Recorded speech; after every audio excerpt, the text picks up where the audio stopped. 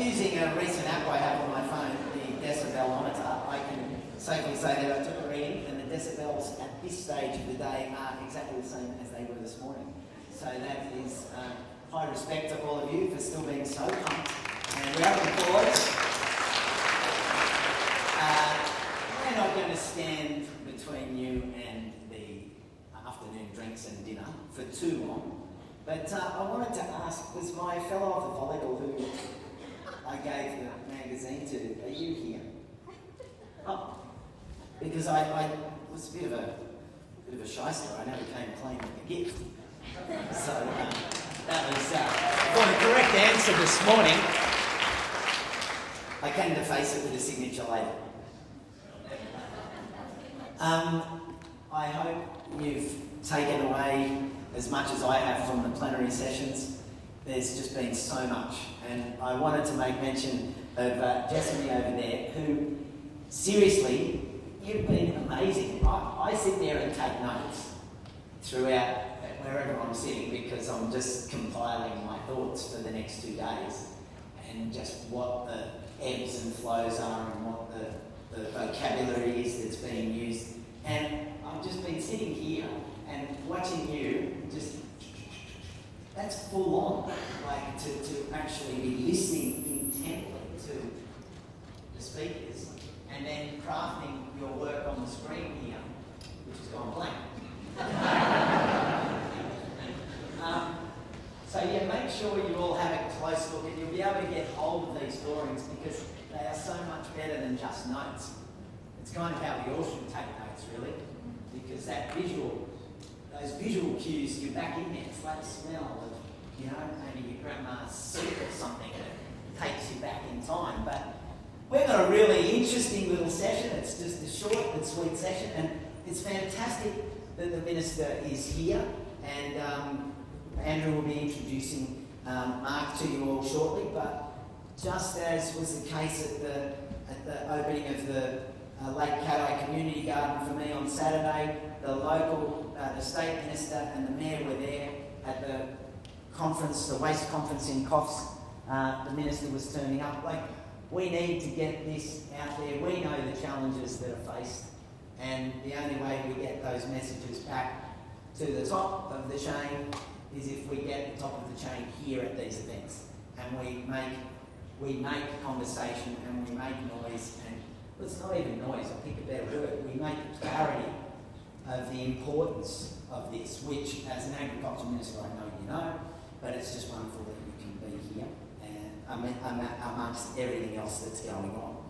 So at this point I want to invite Andrew Cox, who is seated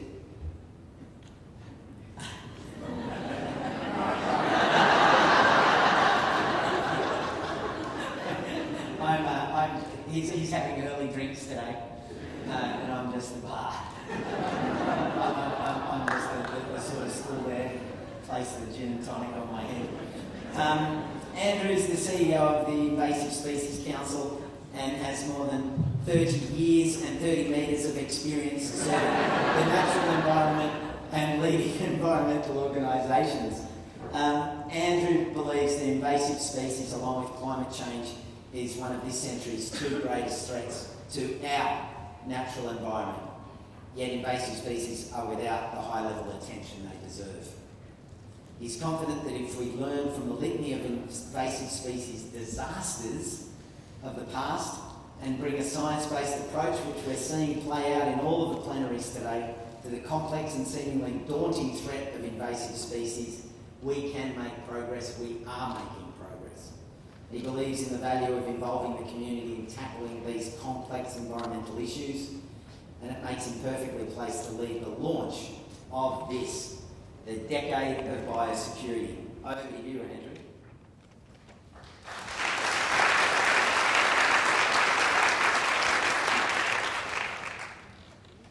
Thank you, Costa. This is an important moment. We've been working on the Decade of Biosecurity since the last symposium, 3 years, and we are here to launch the Decade of Biosecurity. So I won't say much for the moment, but I'll let the others do this talking, and we'll do the launch at the end. But first of all, let me introduce, I'm proud to have on the stage the Honourable Minister, Queensland Minister Mark Furner, Minister for Agriculture, Industry Development and Fisheries, and Minister for Rural Communities. Please come to speak, Minister.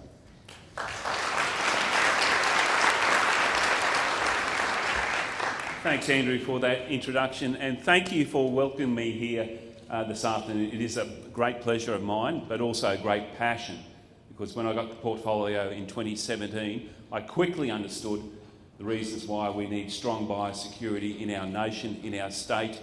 And as I get out there amongst all our stakeholders, all our primary producers, they also understand the importance of biosecurity. So we value the work, we value the time you put in today and also the coming days in terms of a decade in biosecurity. So well done, and congratulations to the Biosecurity Collective and bringing together this exceptional event for industry, government, but also the private sector. Welcome to Queensland, a population of more than 5 million now and growing.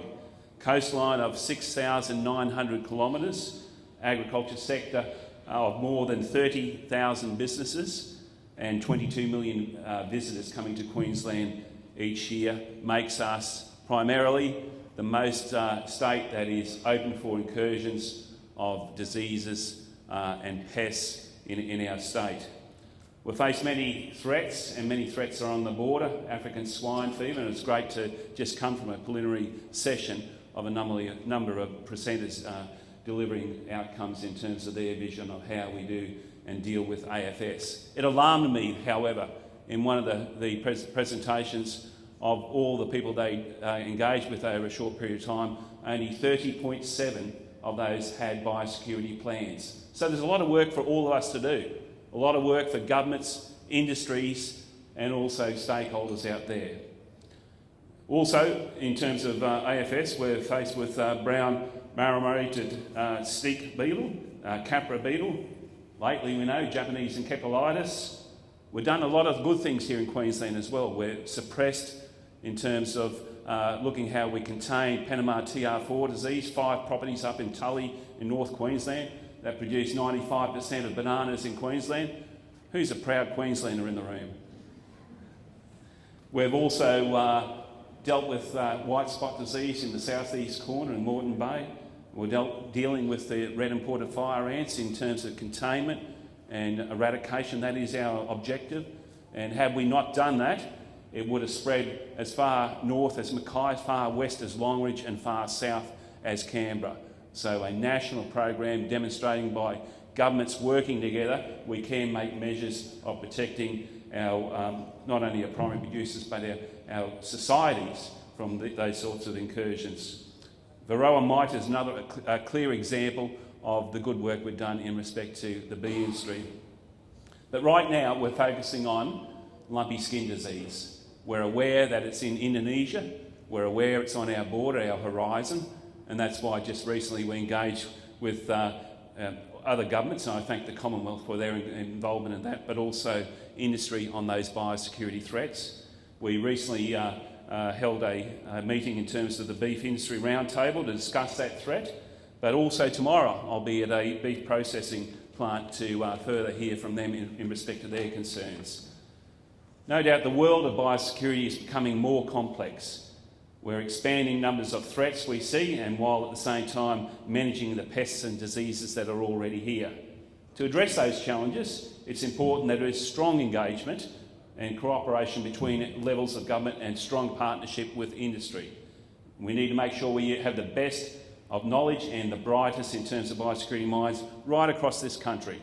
And collectively, we need to learn from the past, those experiences that we've dealt with, so we can respond for the future comprehensively together. So the decade of biosecurity is a shining example of the collaboration across the biosecurity system, working together to address challenges that I've just no doubt you'll share through today's and later on. So congratulations to the founding partners of this exceptional initiative, which demonstrates how common goals with biosecurity systems can bring those stakeholders together. I look forward to seeing how the initiatives progress and certainly in Queensland we pride ourselves on having a strong focus on the partnership approach, but also guided by Queensland Biosecurity Strategy. So since 2018, the strategy was implemented, and we've had some exceptional collaborations and successes that I've mentioned previously, but it's fantastic to see some of those success stories highlighted in this event, including the Biosecurity Commons project, which we'll hear more about today. The Queensland strategy is up for review next year, and I look forward to the next iteration, and a significant part of that will be ensuring we align our work with the new national biosecurity strategies, its initiatives, such as the Decade of Biosecurity. So I want to ensure you that Queensland is committed to playing a key role in our national interests so we can tackle these challenges ahead in the future. Folks, once again, thank you for having me along this evening. I look forward to, over dinner, hopefully engaging with a number of you. But this is important work.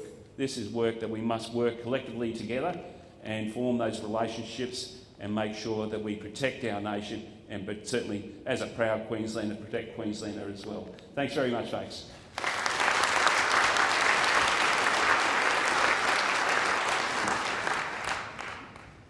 Thank you, Minister.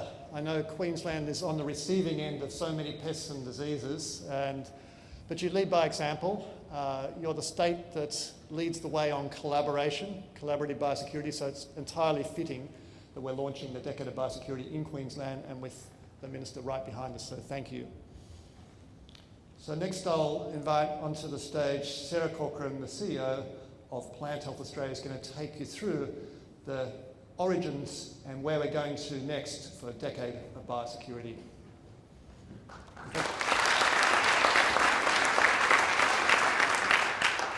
Thank you, Andrew, for that introduction. And g'day, everyone. Very pleased to be here to launch the Decade of Biosecurity.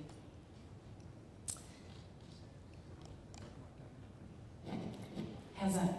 Two, testing. All right, let's move the slides.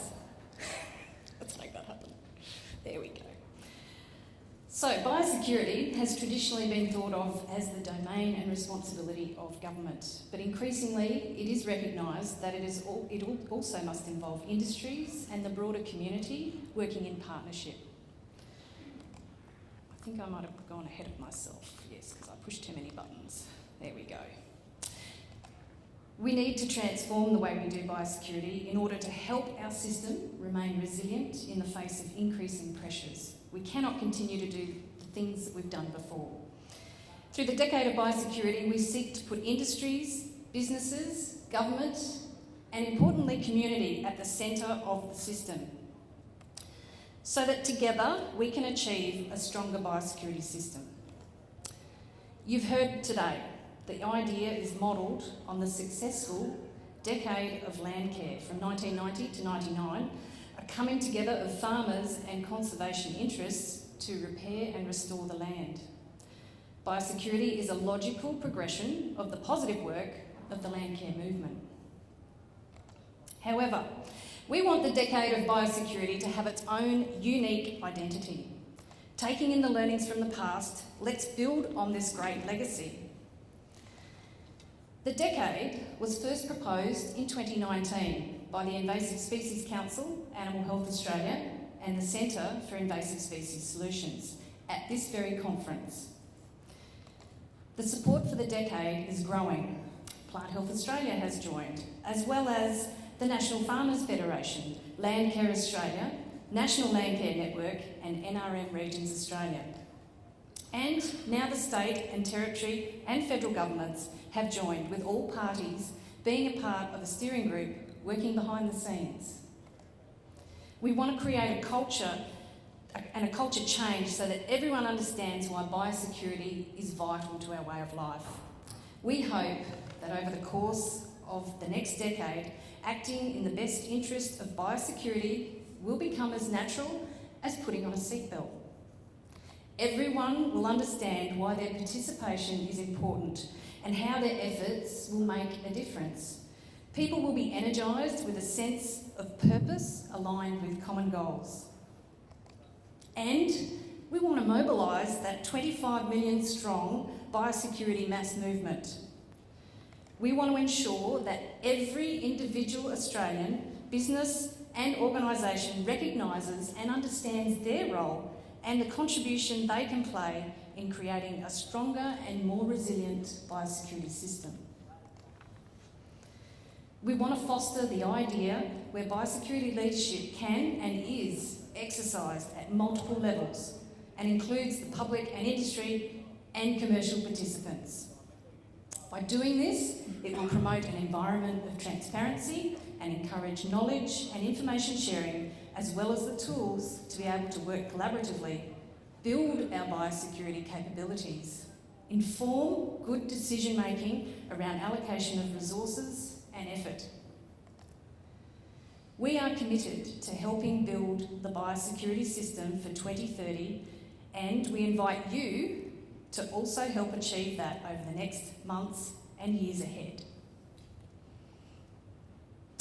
I would also now like to welcome Jim Adams. Jim has worked in the environmental business and government sector, and he is the CEO for the National Landcare Network. Welcome, Jim.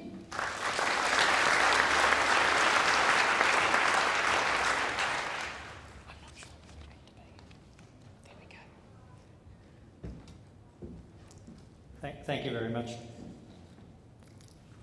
Ladies and gentlemen, Minister, thank you for being here. I'm the CEO of the National Landcare Network. The National Landcare Network is a network of landcare organisations around the country, so the representative peak body for landcare across the country. Our members include the state and territory peak bodies in each state and territory across the country. About 2 years ago, I think it was, bumped into Andrew in Parliament House and he said, I've got to call you, Jim. And as these things happen, you kind of go, yep, I'll wait for that call. And true to his word, Andrew called me a little while later and said, how do you think Landcare would feel, Jim, if we kind of borrowed the decade of label? And I said, well, we don't own it, Andrew. It's not ours. But what are you thinking of? And he said, well, we're thinking of a decade of biosecurity. And of course, it immediately clicked with me. Many people in Landcare come to Landcare because of a pest, plant and animal, as we call it, or a biosecurity issue that they're dealing with at their local level.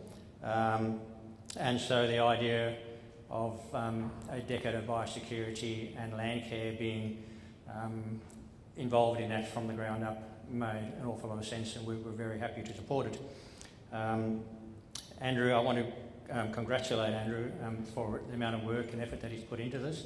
One of the first things he said was, would you put your name then, Jim, to a letter to the 2 federal ministers? And of course I was happy to do that. He came back to me a little bit later and said, the federal ministers have said, gee, can we get the state ministers and territory ministers to sign up to this as well? I said, well, I'll have to go back to my members then, Andrew, because I don't put my name to letters that are going to go to federal, to state members. I don't want to cut across my members. We're very clear about that within our network. So I think we had 2-3 meetings with the state and territory landcare organisations explaining the initiative to them and talking them through it, and of course got their strong support for it. So Landcare is very much on board, supportive of, not only supportive of, but keen to participate in this initiative and be part of it from the ground up, and we thank Andrew for that opportunity. In terms of my personal journey in Landcare, I'm a member of 2 Landcare groups, one in Bombala in southern New South Wales and one where I live nowadays down in Malakula in Far East Gippsland, where it's actually a Friends of group doing the same kind of work. And I came to Landcare like so many other Landcares with a biosecurity issue, a significant serrated tussock issue on my property. And so I'm very, very conscious of the role that Landcare played. I went into that, I was mayor at the time, not great to be mayor and have the biggest serrated tussock infestation on your property in the district. And a Landcare group set up, and I thought, well, I need to be part of this, I'll go along and have a look. And it wasn't too long after that I was offered a free drum of task force, 20 litres, of task force, which is the chemical that's used to control serrated trusting. And it just made all the difference. I was part of a group, I was part of the community, I was no longer the owner of the only problem in the district, and so that was my introduction to land care, and sort of my personal journey, if you like, and part of the reason why I'm so enthusiastic to support this initiative, both personally, but also to support Andrew in helping to bring the land care movement in behind this initiative. Thanks very much.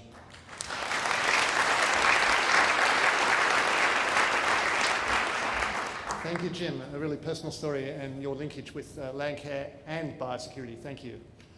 Kathleen Plowman, you all know Kathleen, CEO of Animal Health Australia. Kathleen.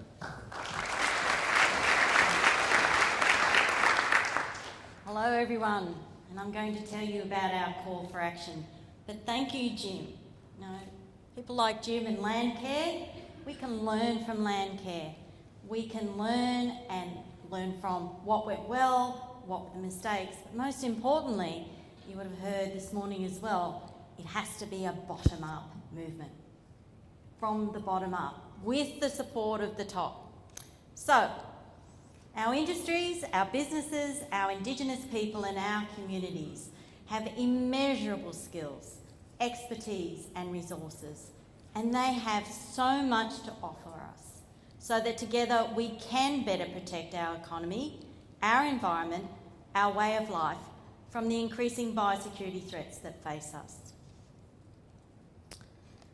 And it is through the decade of biosecurity that we seek to put our industries, our businesses and our Indigenous and community members at the centre of the biosecurity system, to mainstream biosecurity and empower action.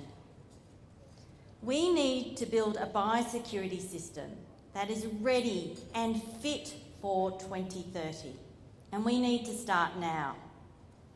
So what's next, you ask? What is our plan? Over the coming months, we will be focusing on, I think I just did what Sarah did. No? On track. I just can't find, there we are. Over the next coming months, we'll be focusing first on 3 key foundational pillars. And these are communications and engagement, collaboration and partnerships, sustainable investment. To achieve the decade of biosecurity, we need to harness the efforts of all Australians, and we cannot do this without all of you. We want you to be part of the process, and we'll be reaching out over the course of the coming months. Now you can go to our website, and on your way out, you'll be able to collect a QR code to indicate your support for the decade of biosecurity. We want you to sign up for updates on how you can get involved. We would love to hear about your ideas. We want to get your feedback. And as you reflect on today, and you've heard a lot of information today, and you listen to the talk tomorrow, think about how you can contribute. What conversations can you begin? What collaborations can you initiate? As Costa asked us, what networks can you leverage? How can you amplify? How are you and your organisation going to rise to the challenge of the decade of biosecurity? So I'm now going to hand you over to Andrew, and we're going to get to the launch. Thank you, Kathleen. All right. We want everyone in this room to be behind Decade of Biosecurity, but we're going to start with the founding partners and the people who are members of the steering group. So if I can invite them up the stage now, because we're going to do a virtual launch. We're all going to hit this green button simultaneously, and that's going to be, I'll put it over here, and that's going to be the launch of the Decade of Biosecurity. So if the partners and supporting governments could come up on the stage, just gather around this table, That table is better. We're going to do a joint launch. But while people are coming up, I just want to say a few thank yous, because this has been in gestation for a long time. We're a bit into the decade, but we've got a pretty good excuse, right? But first of all, I should acknowledge Andreas Glanznig, the CEO of the Centre for Invasive Species Solutions. It was his idea who brought to the management committee when we're organising the 2019 Biosecurity Symposium. That is the idea that we now bring to the other partners, to governments, and to you. I'd like to acknowledge Nikki Fitzgibbon. Please come up on stage, Nikki. Nikki, a round of applause for Nikki. Nikki is our coordinator for Decade of Biosecurity, and she's a Kiwi, so she knows all about biosecurity. Thank you, Nikki. Nikki's our interim coordinator while we find more funds to grow this. And I want to thank the founding partners. You've heard who they are, but the Biosecurity Collective, plus National Farmers Federation, the National Landcare Network, Landcare Australia, and I've missed one, the NRM Regions Australia, who's on the stage, Justin Bellinger. Thank you. I want to thank Ministers Littleproud and Lee, because they came on board very quickly when we wrote to the federal ministers. So we need to acknowledge their strong support for this idea. But it took a little while to get to this point right now. I want to thank the Queensland Government again, because you were also very enthusiastic in your support for this idea. The unequivocal support, and we know we've got a very strong supportive partner for Decade of Biosecurity in the Queensland Government. So thank you, Minister, and thank you, Malcolm, for Biosecurity Queensland and the Queensland Government support. And I want to announce a special treat for us for the Decade of Biosecurity, because today I can announce our first ambassador for the Decade of Biosecurity, and it is Costa.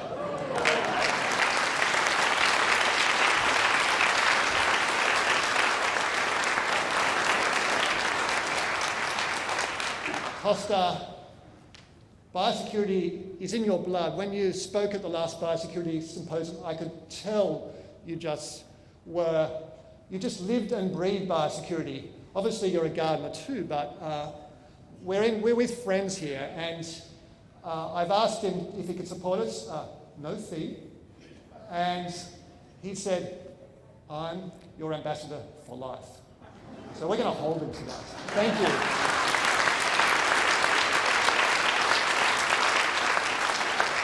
Before we do the launch, I'm going to just let Costa say why it means so much to him.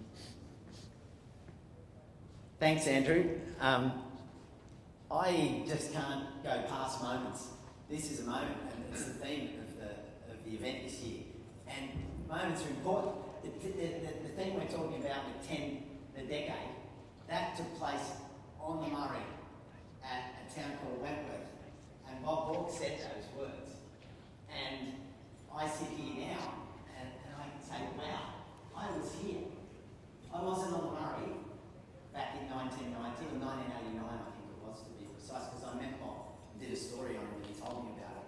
And I didn't know what to say to him at the time. And he walked over to me and he said, I said, oh, what do I call? I said, oh, what do I call it? He said, fair dinkum. I said, Bob, just Bob. But I remember that, and that was a special moment. And we're not standing on the Murray River, but we're standing here on country in Brisbane, and I think this is a very special moment. We have a whole group of people that can drive this, standing on the stage, but in this stage. And that makes me very excited, because I'm part of it, and we're all part of it.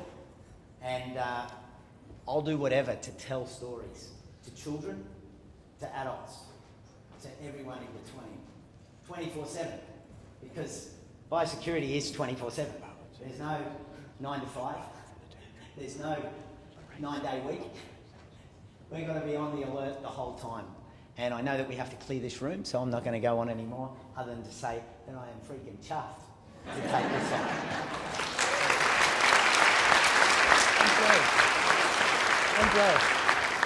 Andreas, come to the front, please.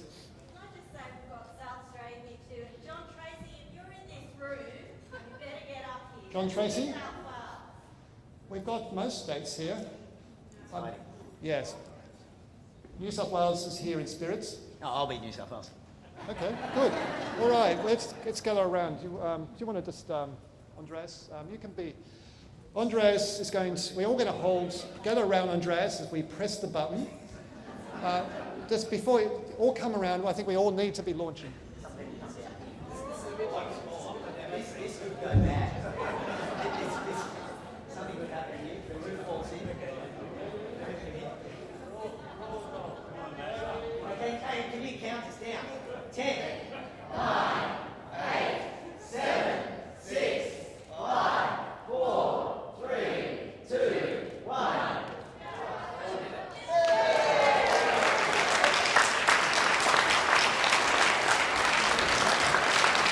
Well, thanks very much. We're going to do some photos here while they clear the room. We need to clear the room very quickly, but take your red card, sign up, go to the website, click the QR code. We need you to be our Decade of Biosecurity champions so that we're all going to make this the Decade of Biosecurity. Thank you. Yeah.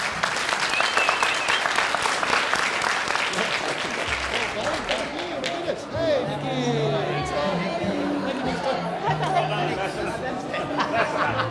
Yeah.